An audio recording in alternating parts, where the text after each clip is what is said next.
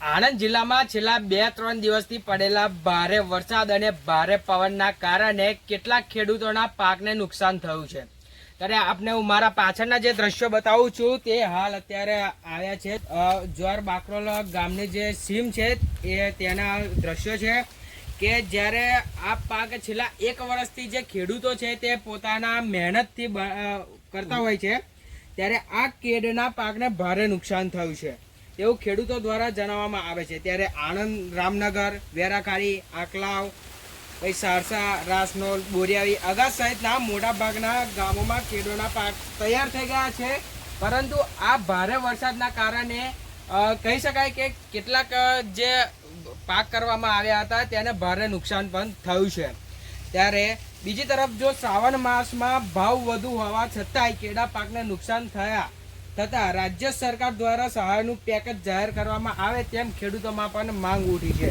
ત્યારે જિલ્લા ખેતીવાડી વિભાગ દ્વારા સર્વેની કામગીરી હાથ ધરવામાં આવે તેવી ખેડૂતો વહીવટી તંત્રને રજૂઆત કરવામાં પણ ફરજ પડી છે.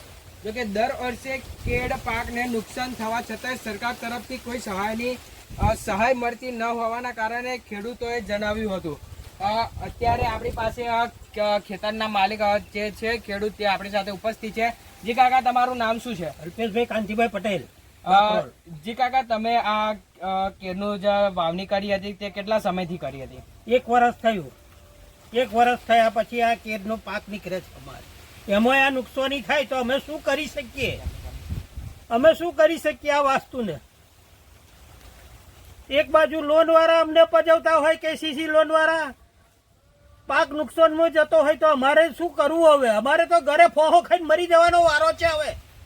જી કાકા, તમારે કોઈ સરકાર તરફથી કોઈ સહાય કરવામાં આવે છે કે કોઈ અત્યારે સર્વે કરવામાં આવ્યું છે એવી કોઈ પરિસ્થિતિ સર્જાઈ હોય તો? અત્યારે કોઈ સર્વે કરવા આયા નથી હજુ ભાઈ.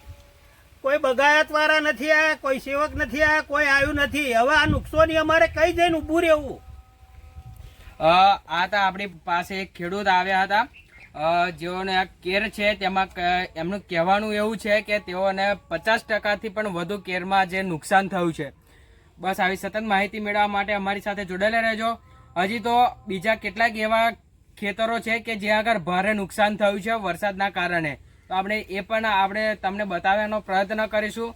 કેમેરામેન વિનીત ટાંગ સાથે હું છું મયુર સોલંકી, અર્બન ગુજરાત.